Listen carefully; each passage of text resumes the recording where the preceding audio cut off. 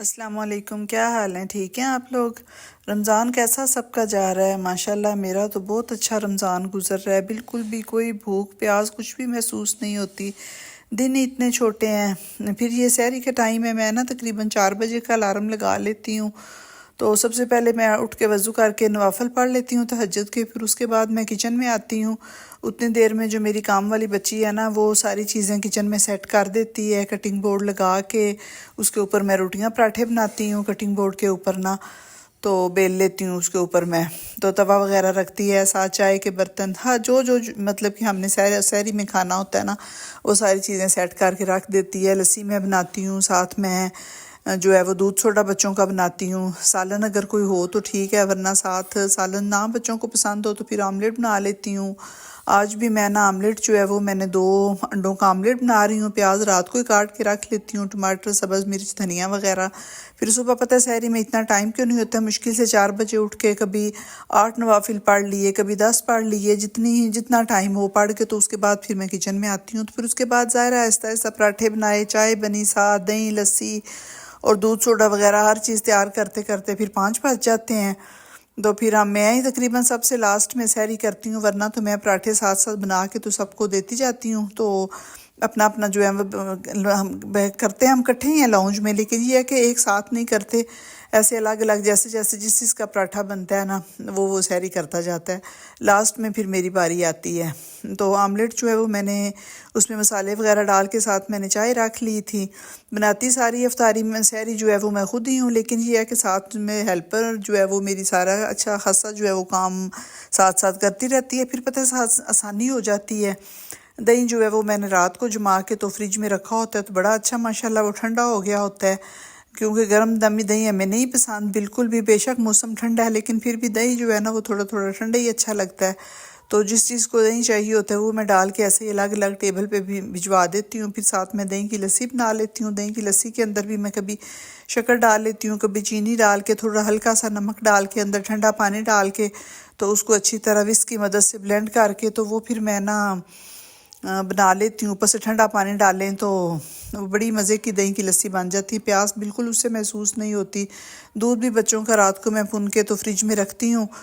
तो फिर सुबह मैं उसके अंदर कोई कोक स्प्राइट जो भी बोतल उन्होंने पसंद हो वो फिर मैं डाल के तो उनको मैं फिर टेबल पे रख देती हूँ। भुन के ना दूध को ऊपर हल्की हल्की बलाई आई होती है, फिर वो नहीं पसंद नहीं आता बच्चों को, इसलिए फिर मैं ना ये सारा कुछ डाल के तो मैं टेबल पे पहले साथ साथ रखवाती जाती हूँ। फिर बाद सबसे लास्ट में ना मैं पराठे बनाती हूँ। चाय भी जो है वो ऊपर तकरीबन मैं रख के उसको भी उबाला आके चीनी वगैरह उसमें भी डाल के रेडी हो जाती है। फिर उसके बाद मैं पराठे शुरू करती हूँ, क्योंकि हमारे घर में ना पराठे बना के किसी हाट पाट में या किसी बर्तन में उसमें लपेट के रख दें, वो दस्तरखान में ना वो नहीं बिल्कुल भी पसंद। ऐसे तवे से जैसे जैसे उतरते जाते हैं ना पराठे, वैसे सारों को पसंद है। शुरू से शायद मेरी अपनी ऐसी आदत है कि मुझे रखा हुआ रोटी या पराठा नहीं अच्छा लगता ना, कुछ देर पहले पका हुआ। तो इसी तरह फिर मेरे सारे घर वालों की भी यही आदत हो गई हुई है। आमलेट जो है उसका भी मैंने मैज़ा तैयार कर लिया अंदर स्पाइसेस वगैरह डाल के। तो सबसे पहले फिर मैं तवे पे जो है वो मैं आमलेट डाल लेती हूँ। आमलेट जब मेरा तैयार हो जाएगा उसके बाद फिर मैं ना रोटियां बना लूँगी। इतने गिनती के दिन 30 होते हैं, इतना मज़ा आता है माशाल्लाह, इतनी ज़्यादा रमज़ान की रौनक होती है। अल्लाह पाक का बड़ा लाख लाख एहसान है कि जो हमें अल्लाह मियाँ ना फिर दोबारा से ये जो रमज़ान है वो हमारी किस्मत में आ जाता है, हमारी ज़िंदगी में अल्लाह फिर हमें नसीब करता है। वरना ख़ुद सोचे हमारे अपने रिश्तेदारों में दूर करीब में कितने लोग हैं जो पिछले रमज़ान में थे, तो इस रमज़ान में वो नहीं है। तो इसलिए बड़ा ज़्यादा खुशी से मोहब्बत के साथ अपना रमज़ान जो है वो गुजारें, बड़ी दिल खोल के बातें करें। सदका ज़कात वगैरह भी है वो भी जो है वो दिल खोल के दें सारे, जितनी तौफीक है। ज़रूरी नहीं है कि बहुत ज़्यादा जो है वो हम करें, जितनी तौफीक होती है जितना दे सकते हैं गरीबों की मदद करें, ताकि वो उनका भी ऐसे ही अच्छे रोज़े गुजरे, उनके बच्चों की भी ईद अच्छी गुजरे। वरना पता है क्या है कि अल्लाह पाक का ये थोड़ा शुक्र है, पिछले साल जो सैलाब आया था तो उसके अंदर कितने लोगों बेचारों के घर कोई नहीं रह गए हुए, कितनी ज़्यादा परेशानी है, कितने लोगों की जो बच्चियों के जहेज़ बने हुए थे वो पानी में बह गए थे। तो जिन लोगों को हम अपने घरों में बैठ के तो रोज़े अच्छी तरह से गुजार रहे हैं, सहरी इफ्तारी अच्छी हो रही है, उनको भी याद रखना चाहिए जो ज़रूरतमंद हैं बेचारे, जो नहीं मांग सकते, ख़ास कर जो अक्सर देखे ना गलियों में भिखारी होते हैं, वो तो फिर भी मांग लेते हैं, लेकिन कुछ हमारे बहन भाई रिश्तेदार सफ़ेद पोश ऐसे होते हैं वो किसी के सामने बिल्कुल भी नहीं मांगते। तो उनका फिर जो है ना वो ज़रूर एहसास खुद ही करना चाहिए।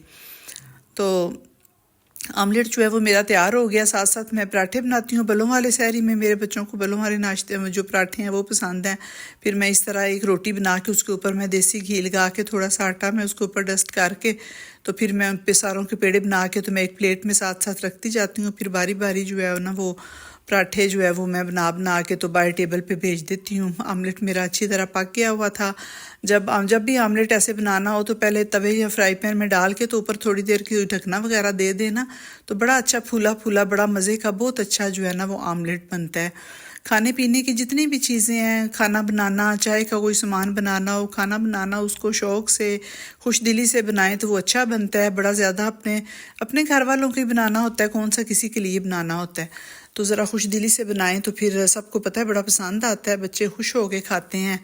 तो इस वजह से बड़े शौक़ से खाना बनाया करें, जब भी बनाया करें। ये नहीं कि बस अपने सर से जो है वो बोझ उतारा है खाने बनाने का, खाने का सुबह दोपहर शाम बनाया तो बस इस तरह नहीं करना चाहिए ना। बड़ी ज़्यादा जो है वो खुश हो के खाना बनाना चाहिए।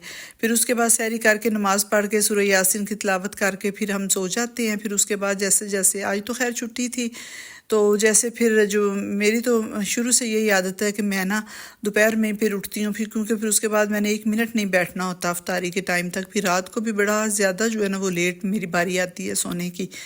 तरावी वगैरह पढ़ के उसके बाद ना काफ़ी जो अपने घर के छोटे मोटे काम होते हैं वो मैं अक्सर रात को निपटाती हूँ।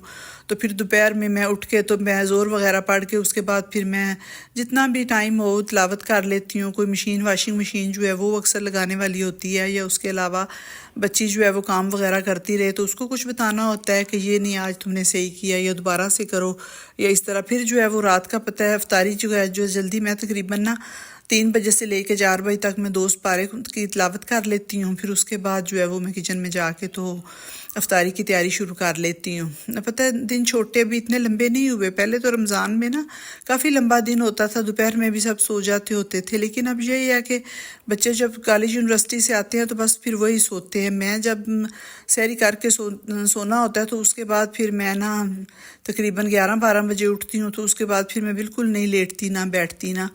यह गंदम धो के तो छत पे डाली हुई थी तो इसको भी फिर मैंने देखा है कि अगर सूख गई है तो इसको पिसवा लें।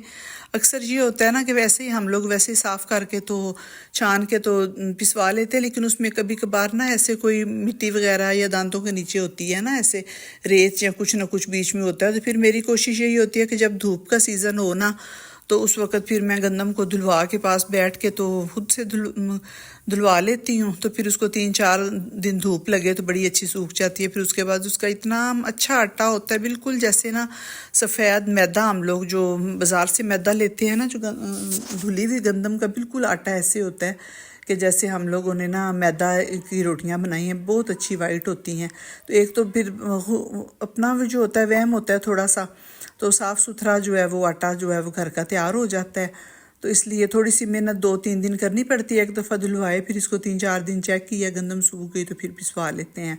उसके बाद फिर मैंने जो है वो मशीन लगा ली थी आके, तो ये भी तकरीबन 1 घंटे में जो है वो कभी कभार सहरी करके ना बिना मैं लगा जाती हूँ आके मशीन। तो फिर बच्ची काम वाली उठ के तो बाहर धूप में कपड़े डाल देती है, लेकिन अब धूप बहुत तेज़ हो गई हुई इसलिए मैं खुद ही ज़रा लेट लगाती हूँ, क्योंकि ना कपड़े जो है वो सारे रंगदार होते हैं। हमारे अपने जो हैं वो ना बच्चों के तो फिर भी थोड़े लाइट होते हैं, ये ट्राउज़र शर्ट्स वगैरह होते हैं। हमारे अपने जो कपड़े होते हैं ना उनके भी रंग जो है वो कम फीके पड़ जाते हैं। इस वजह से मैं फिर आजकल थोड़ी लेट ही जो है वो लगाती हूँ। फिर उसके बाद ज़ोर की नमाज़ पढ़ के फिर कोई 1-2 पारा पढ़ लेती हूँ, फिर 1 असर से पहले पढ़ लेती हूँ, या 2-3 तकरीबन शुक्र अल्लाह का दिन में हो जाते हैं। अल्लाह पाक सबको तौफीक दे। कुरान पाक की तो ज़्यादा से ज़्यादा जो है ना वो तिलावत रमज़ान में करनी चाहिए। फिर किचन में आ गई थी मैं, आके फिर मैंने ना खाने की तैयारी शुरू कर दी थी। आज मेरा दिल था कि मैं ना सहरी के लिए कोई सब्ज़ी बना लेती हूँ। आलू मटर गाजरों की सब्ज़ी बनवा ली हुई थी, और साथ मैंने कहा कि चिकन हांडी बच्चों की बनाती हूँ, साथ नान मंगवा लूँगी। बनाने का तो टाइम नहीं होगा तो दही भल्ले साथ बना लेती हूँ। आज फ्रूट चाट की छुट्टी करूँगी, एक दिन ऐसे ही, एक दिन मैं दही भल्ले बना लेती हूँ, एक दिन फ्रूट चाट बना लेती हूँ, क्योंकि बहुत ज़्यादा चीज़ें जो है ना वो भी अगर काफ़ी सारी बना लें तो वो फिर बची रहती हैं, इतना तो नहीं ना पता है खा सकते रोज़े के बाद। तो फिर बजाय इसके कि चीज़ों को ज़ाया करें, सोच समझ के कभी कुछ बना लिया कभी कुछ बना लिया। ये फिर मैंने घर में ही बूंदी भी बना के रखी हुई है बेसन से, और जो है वो मैंने दही बल्ले जो हैं वो भी मैंने खुद ही घर में बनाए हुए हैं, मूंगी और माश की दाल के, दोनों दालों को मिक्स करके भिगो के, ये भी मैं खुद ही बनाती हूँ। बहुत मज़े के ये बनते हैं, इतना इनका अच्छा टेस्ट होता है। फिर इनको बना के ऐसे जिप लॉक में डाल के तो मैं फ्रीज़र में रख देती हूँ।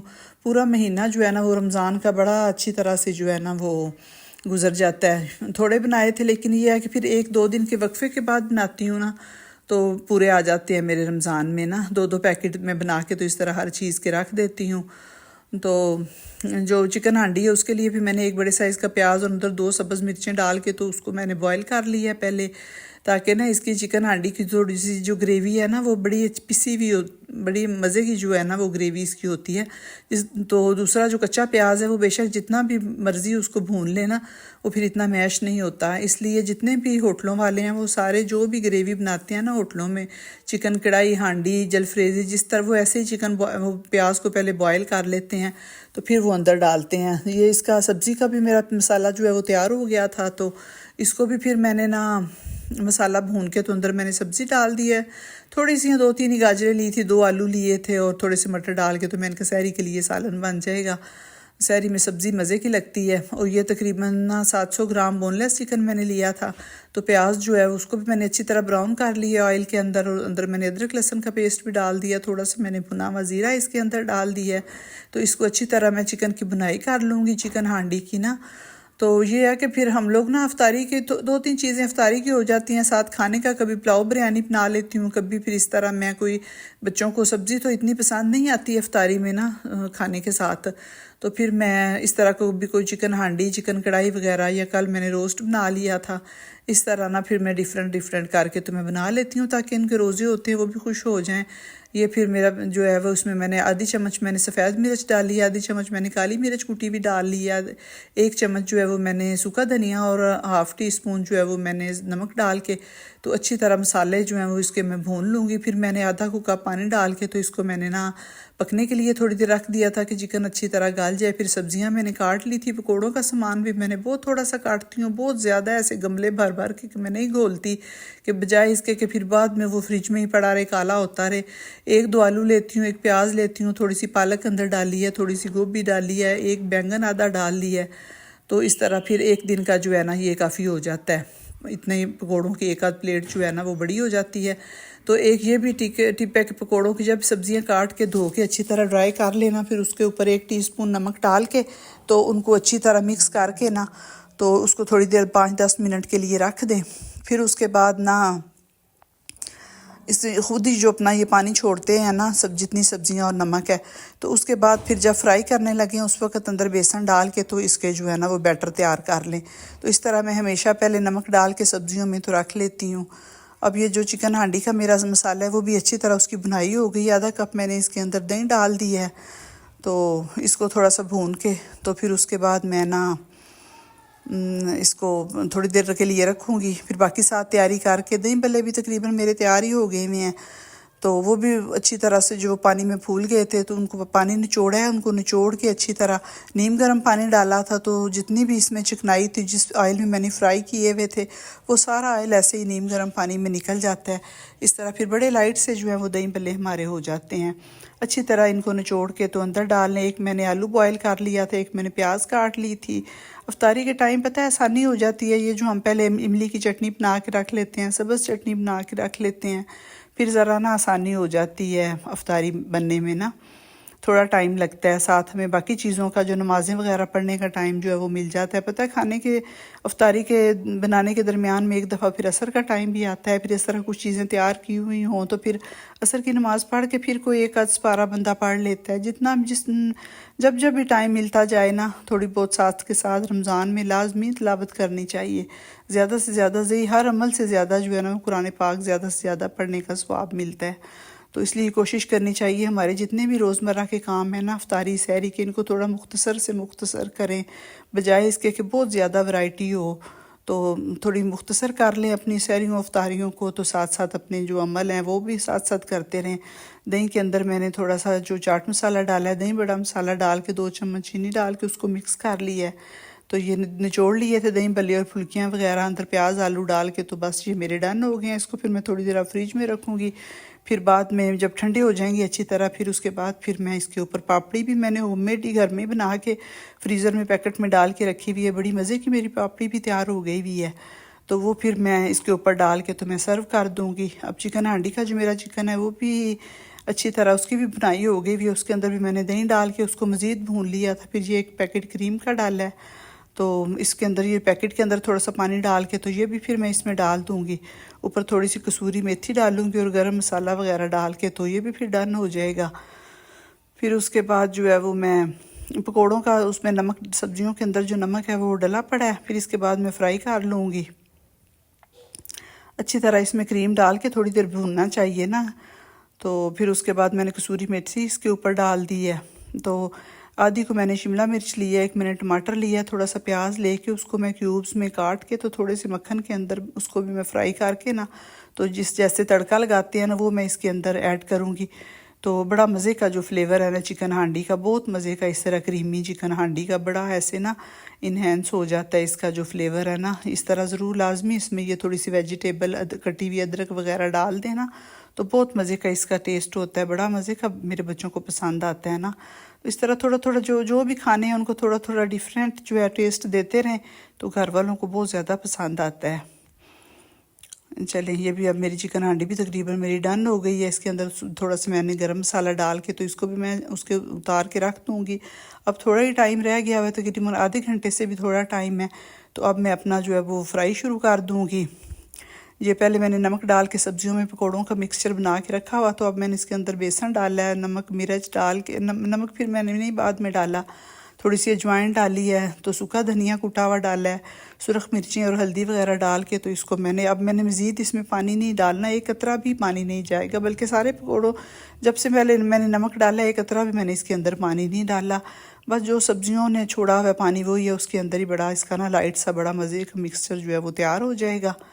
तो इस तरह इस रेसिपी से ज़रूर आप भी पकोड़े बनाएं, बड़े क्रिस्पी बनेंगे और बहुत मज़े के बनेंगे।